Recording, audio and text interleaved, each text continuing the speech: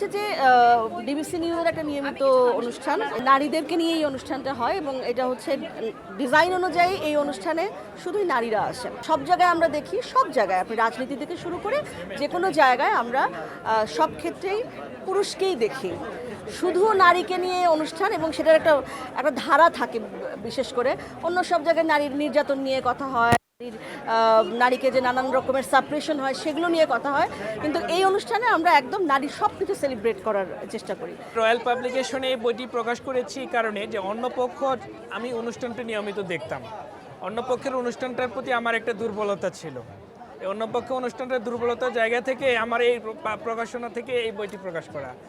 আমি অন্য পক্ষের যে উর্মি আপুর সঞ্চালনায় যতগুলো প্রোগ্রাম হতো প্রত্যেকটি অনুষ্ঠানের আমি সঞ্চালনা ওনাটা দেখতাম। আমাকে অনেক ভালো লেগেছে। এই ভালোবাসার জায়গা থেকে, ভালো লাগার জায়গা থেকে রয়্যাল পাবলিকেশন একটা প্রতিষ্ঠিত প্রকাশনা প্রতিষ্ঠান, সেই প্রকাশনা প্রতিষ্ঠান থেকে আমি এই বইটি নিয়ে আসার চেষ্টা করেছি অন্য পক্ষের। ইডেন বে কক্সবাজার সমুদ্র সৈকতের উপর নিজেদের একটি ঠিকানা। মাত্র 5 লাখ টাকায় আপনিও হয়ে যেতে পারেন এই হোটেলের মালিক। ইডেন বে, আ কনসার্ন অফ ভাইয়া হোটেলস। দীর্ঘদিন ধরে একদম ডিবিসি নিউজের শুরু থেকে এই অনুষ্ঠানটা চলছে। এই অনুষ্ঠানে যারা যারা অতিথি হয়ে এসেছেন এত বছর ধরে, সেই 2016 থেকে, তাদের মধ্যে থেকে বাছাই করা 10 জন নারীর ইন্টারভিউ এই বইটা। এবং এই 10 জনের মধ্যে 3 জন ইতিমধ্যে আমাদের মধ্যে নেই। ফেরদৌসী প্রিয়ভাষিনী মারা গেছেন, শিল্পী মিতা হক মারা গেছেন, কমলা নারীবাদী তিনিও মারা গেছেন।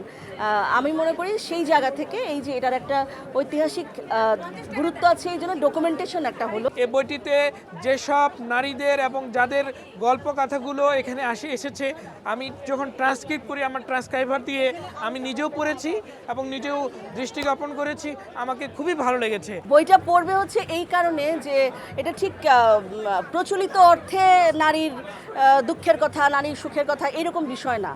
এখানে নারীর যে একটা এজেন্সি আছে সমাজে, নারীর যে নিজের কথা বলার মতো ভয়েস আছে, সেইটা বলেছেন এই বইয়ের নারীরা।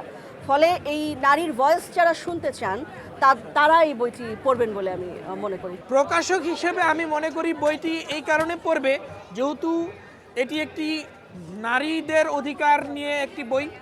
আমি মনে করি নারীদের জীবন সংগ্রাম, নারীদের জীবনটাকে কি তারা এইখানে যে বিভিন্ন ধরনের নারীদের জীবন যুদ্ধের গল্পগুলো দেওয়া আছে, আমি মনে করি তারা যদি এই বইটি পড়ে, প্রতিটি নারী তাদের বিষয় মানে নিজের যে জীবন চালিকা, জীবন যে যুদ্ধ সংগ্রাম করে সমাজে কিভাবে প্রতিষ্ঠিত হতে পারবে, তারা এই বইটি পড়লে তারা অনেক কিছু জানতে পারবে।